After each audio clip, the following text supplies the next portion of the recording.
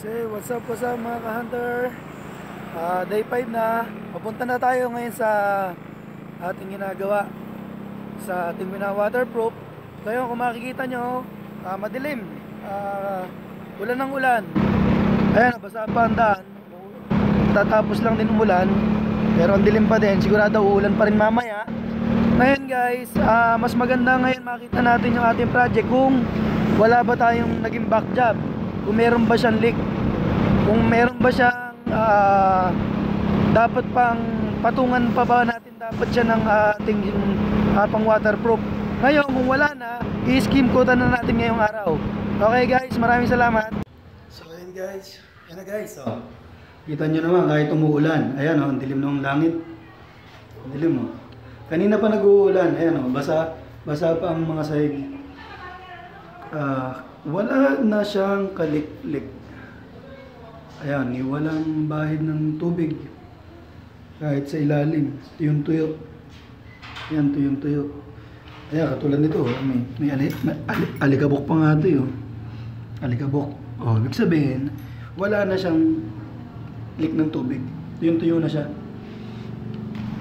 Okay guys, wala tayong back job dito. Pwede na natin skim coat ito ngayong araw. Ngayon, pupunasan muna natin yan bago natin i-skim coat. Ngayon, pag skim coat natin dito, isasabay na rin natin ito ngayon, i-grinder natin. Lalakihan natin yung mga butas nito para sa ating paglalagay ng waterproof. Okay guys? Samahan nyo sana ako ngayong araw at sana tapusin nyo itong video na to at huwag nyo rin kalimutan mag-follow, like and share. Salamat!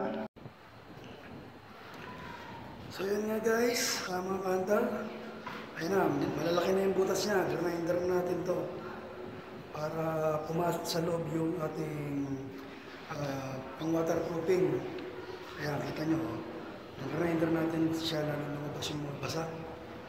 Ayan, kitang-kita nyo na ngayon yung dapat yung lagyan ng ating pang waterproof. Ayan, medyo natagalan tayo rito kasi yung ibang mga pinong-pino yung pagkabutas niya, so minarkingan ko pa para ma-grinder natin na maayos. Diyan wala na akong nabaktawan dyan, inisa-isa ko ng lahat.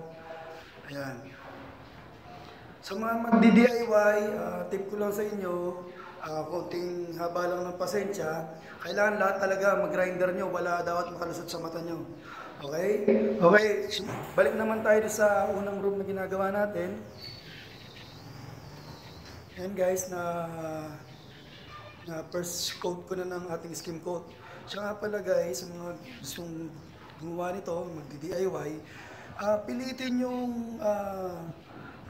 yung kunin yung dry time ng mga ginagamit nyo sa waterproofing, sa skim coat. Kailangan yan, tuyong-tuyo muna. Huwag nyong biglain ng lagay. Kailangan sunod nyo yung dry time niya. Okay? So ito, ninipisan ko lang na to para mapit yung pangalawang at pangatlo nating skim coat. Okay? Yan. Manipis lang yan. So sa part 6 ng ating video, siguro tapos ko na to. Kailangan ko sundin yung dry time nito para hindi magbakbak yung pintura. Number 1 pa yan guys. Nagiging problema ng pagbabakbak ng pintura, yung hindi tuyong-tuyo yung skim coat. Yan. So guys, kita-kits sa part 6 ng ating video. Maraming salamat.